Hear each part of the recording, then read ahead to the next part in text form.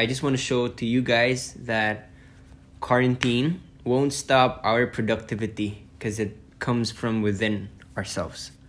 And yeah, make sure to leave a like and comment, and I hope you guys enjoy. Dan kalau kalian mau kasih saran, boleh banget.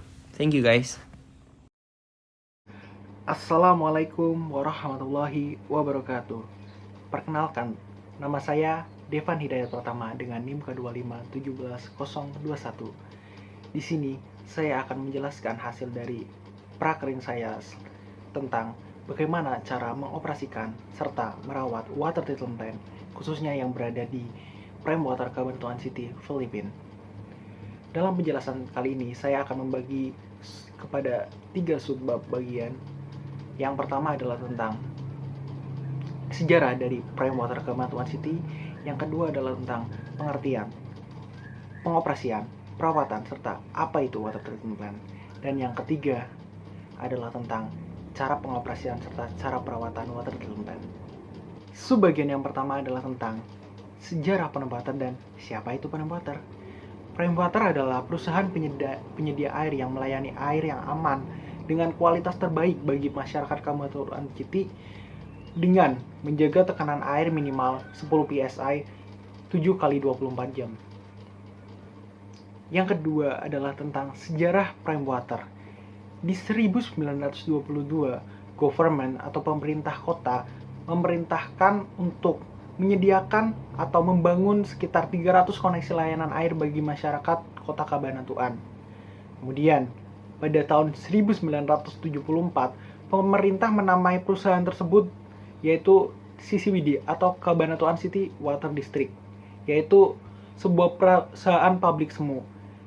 Nah, pada tahun 2016, Prime Water lahir dengan CCWD melakukan perjanjian kontrak dengan Prime Water Pusat Incorporated yang berada di Jerman, yang akhirnya Prime Water resmi berada di Filipina. Selanjutnya adalah subbagian kedua, yaitu tentang pengertian. Pengertian apa saja sih? Yang pertama, apa sih itu perawatan, pengoperasian, serta water treatment plant.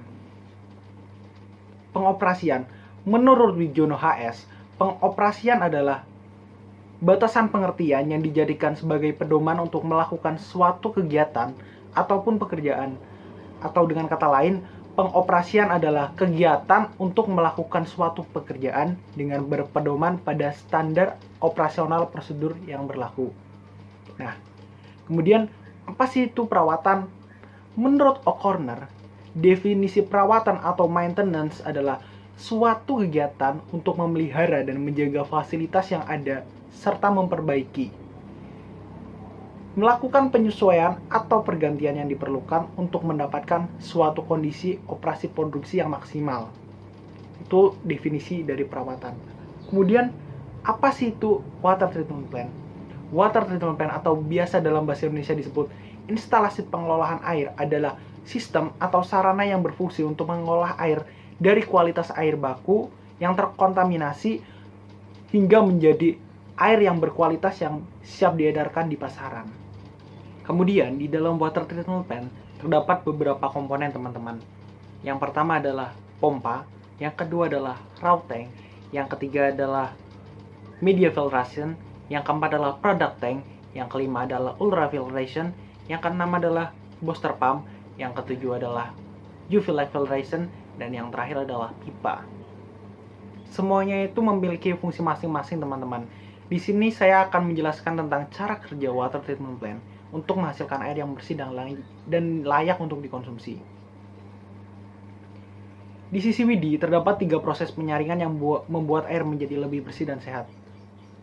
Sebelum air difiltrasi di media filtration, air dipompa terlebih dahulu dari dalam tanah dan dialirkan ke raw tank. Setelah air di raw tank diendapkan, air memasuki proses filtrasi yang pertama, yaitu dengan media filtration tadi, dan untuk menghilangkan kotoran-kotoran yang berdimensi 20 mikron.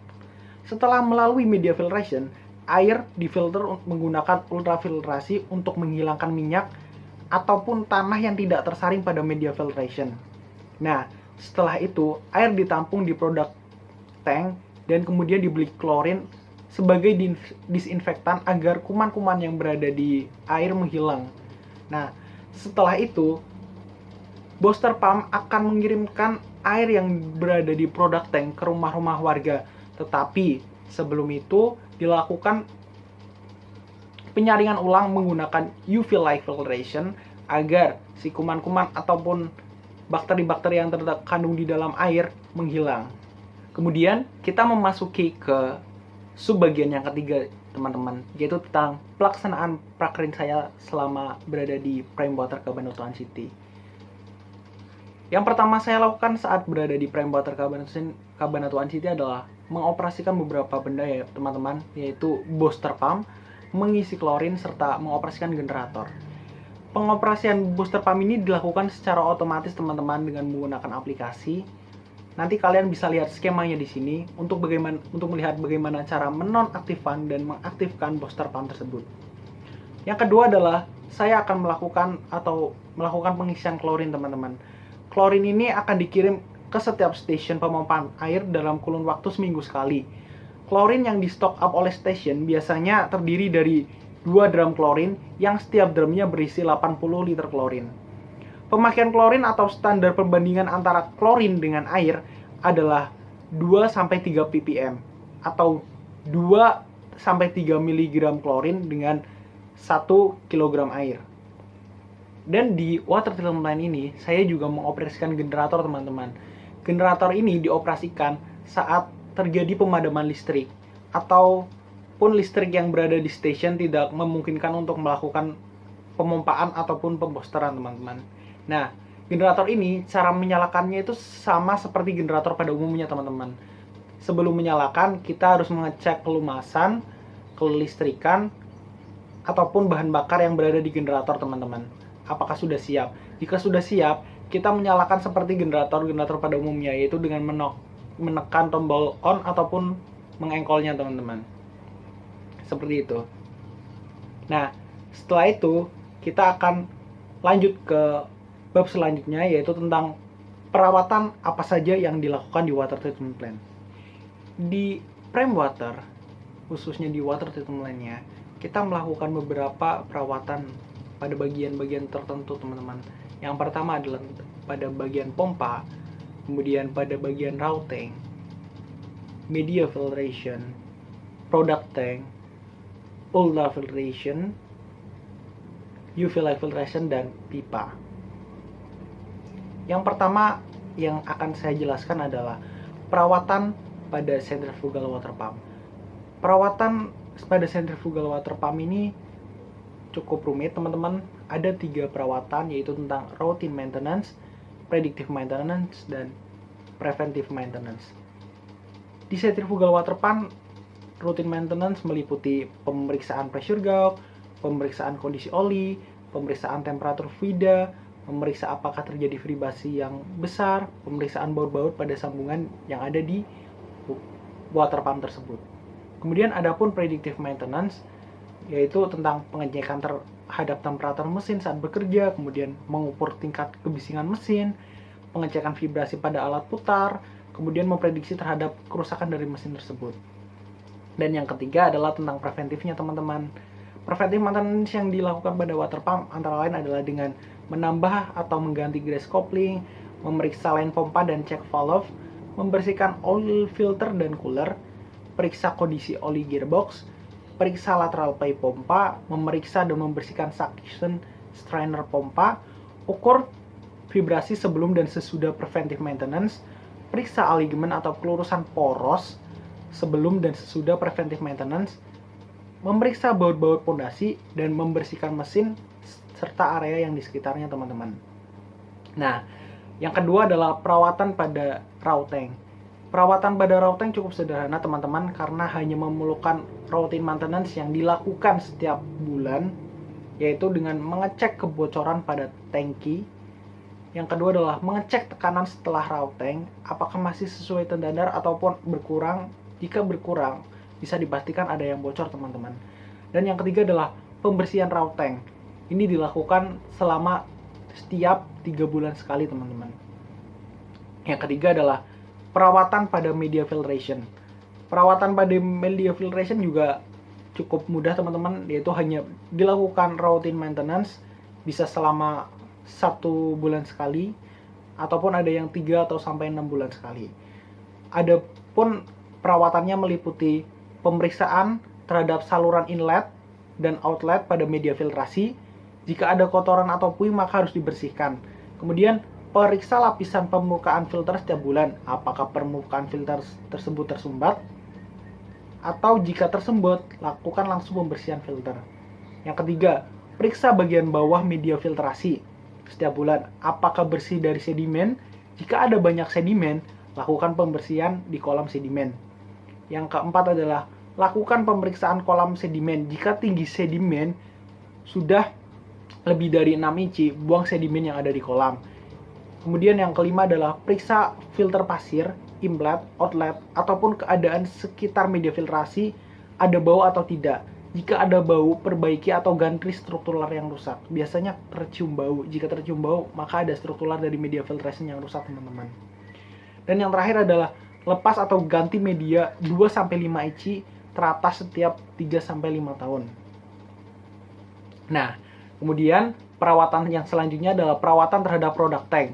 Perawatan pada product tank juga termasuk mudah teman-teman, yaitu hanya ada routine maintenance yang meliputi tentang pengecekan kebocoran pada tangki, kemudian pengecekan tekanan setelah product tank untuk mengetahui adanya kebocoran pada product tank. Teknisi biasanya melihat dengan pressure gauge teman-teman, apakah tekanannya masih sesuai standar seperti di raw tank sebelumnya. Kemudian yang ketiga adalah pembersihan air di dalam raw tank. Maksud saya di product tank, dilakukan selama sebulan sekali dengan cara menambahkan klorin teman-teman. Nah, yang keempat adalah perawatan pada ultrafiltration. Pada ultrafiltration ini kita melakukan 2 maintenance, yaitu routine maintenance dan preventive maintenance.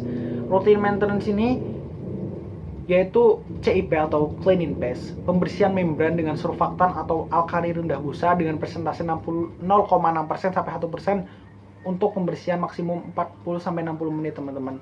Kita membersihkan si ultrafiltration ini dengan menggunakan surfaktan atau biasanya sabun teman-teman dengan alkali rendah busa, presentasinya seperti yang sudah disebutkan. Dan ini dilakukan sebulan sekali teman-teman. Kemudian adapun preventive maintenance yang pada ultrafiltration itu meliputi concrete flushing, backward flushing, serta chemical cleaning. Concrete flushing yaitu pembersihan membran dengan air yang berkecepatan tinggi, backward flushing yaitu pembersihan membran dengan cara membalikan aliran, kemudian chemical cleaning yaitu pembersihan membran dengan merendam membran dalam larutan hidrogen peroksida. Nah, kemudian yang selanjutnya teman-teman yaitu perawatan pada UV light filtration. Perawatan pada UV light filtration ini hanya ada pada preventive maintenance, yaitu dengan mengganti lampu UV setiap setahun sekali dengan menggunakan uap merkuri sebagai bahan bakar untuk menyalakan panjang gelombang UV. Nah, kemudian yang kedua adalah pembersihan kaca yang melapisi lampu UV.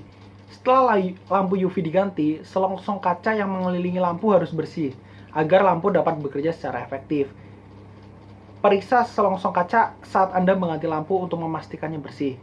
Yang ketiga adalah penggantian lengan kaca setiap 2 tahun sekali. Itu adalah routine maintenance yang ada pada perawatan pada UV light filtration. Nah, kemudian teman-teman, perawatan pada pipa. Nah, perawatan pada pipa di dalam water treatment plant cukup sederhana, yaitu dengan melakukan routine maintenance setiap 1 bulan sekali, ataupun jika ada report. Nah, di mana si teknis ini mengecek kebocoran yang ada secara visual. Jika secara visual tidak terlihat atau tidak ditemukan, teknisi bisa melihat tekanan yang ada di setiap sambungan pipa. Jika ada yang lebih rendah dari standar ataupun kurang dari 10 psi, maka bisa dicek lebih lanjut apakah ada kebocoran ataupun kesalahan pada sistem water plant di CCBD ataupun pipe water. Mungkin cukup sekian dari saya. Jika ada pertanyaan, langsung saja komen di grup WhatsApp ini. Insya Allah akan saya jawab dengan sebaik-baiknya. Jika ada kata yang salah, mohon dimaafkan. Wabillahi taufiq wal hidayah. Wassalamualaikum warahmatullahi wabarakatuh. Arigatou gozaimasu.